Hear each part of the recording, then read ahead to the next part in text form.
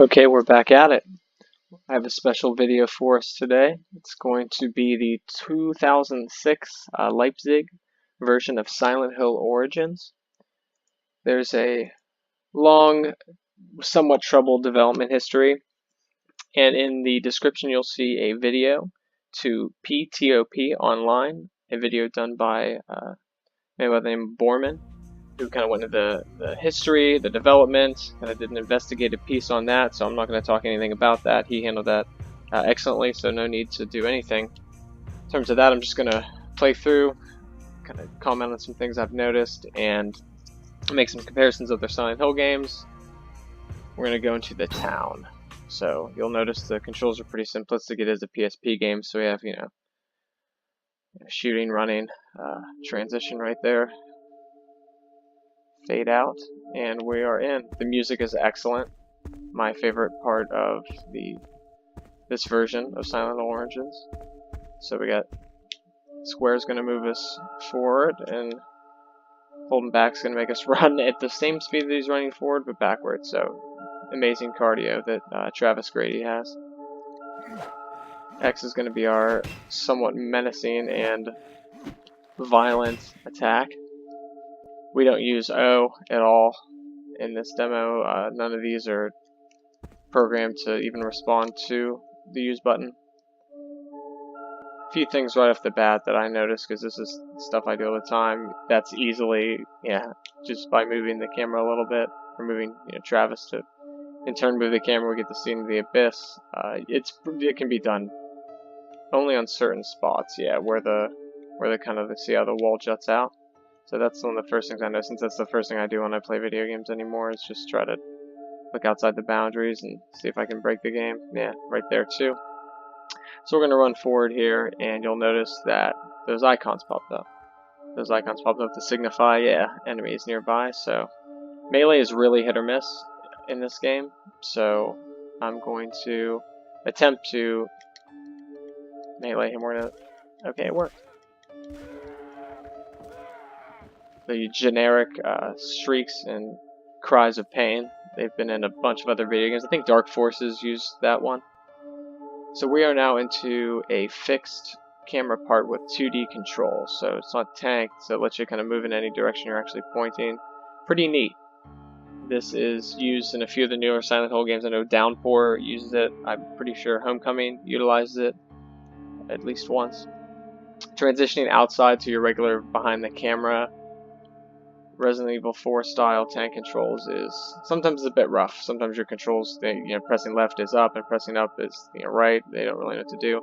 Also, I noticed that I'm not facing him, but as soon as I hit X, I'm immediately facing. It's like kind of a lock-on system, which actually I think is kind of a good idea, and I appreciate it. Melee has been working way better this time. I'm sorry, that yell, I've heard it. So many different video games have used it. Okay, that little white piece up in the corner there, top corner, I don't know why they left this be, but they did not, nothing there. No polygons, no textures, no nothing. It's see-through, so we get to look into the abyss once again. That's one of the first things I noticed. I was like, oh wow, that's pretty neat. So we're gonna go over here, keep exploring the town. Over here we got another fixed camera angle part where we go into 2D controls. We got nice little pixelated trees, I guess, in the background, or the skybox, whatever that is. It's about as far as we're able to go, and have almost half his body outside of the boundary. And walk back here, and transition back to and of course, holding down means you're going forward because you're moving to a regular behind the shoulder style camera. Nothing over here. Although this is somewhat reminiscent of Silent Hill 2 when James goes from the street to the town of Silent Hill. And I also thought that these transitions where Travis is moving towards that reminded me a bit of, in the beginning of Silent Hill 3, this one's really tough to get out of. Because then I'm moving in completely, I'm holding up, but somehow I'm going right, so... but I thought those parts were very reminiscent of Silent Hill 3 whenever Heather is, going from the bathroom into the behind them all. Yeah, it's doing it again. I'm hitting forward completely, and it's shooting me in a different direction. So the transitions were, like I said, a little rough. Very neat, and very, very Silent Hill-esque. The first 3 games pretty heavily reliant on fixed camera angles in certain rooms and certain areas. So since we meleeed the other enemies, we're just going to shoot these guys. Shooting enemy is very, very forgiving. Obviously, I'm nowhere near shooting him. Their hitboxes are very high. Or very large, I guess. Somewhat sensitive, but I think that's because I'm using a PS4 controller. Shoot him right in the crotch.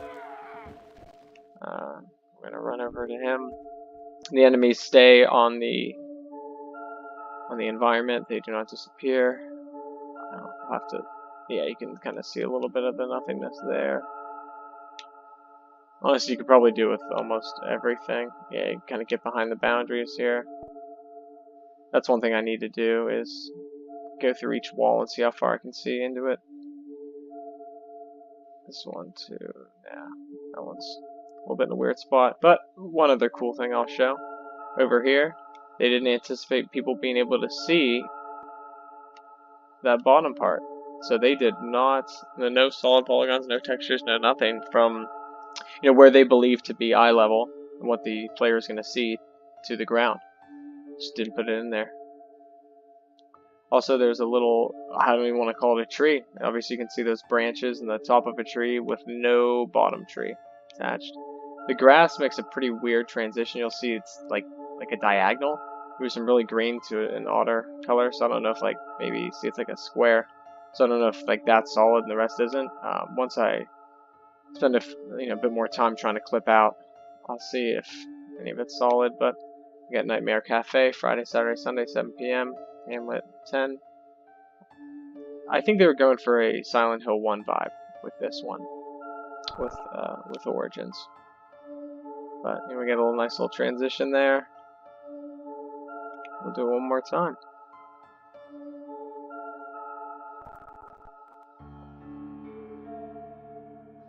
And one thing I did notice is that poor Sledgehammer does not know what to do when you switch over to shooting.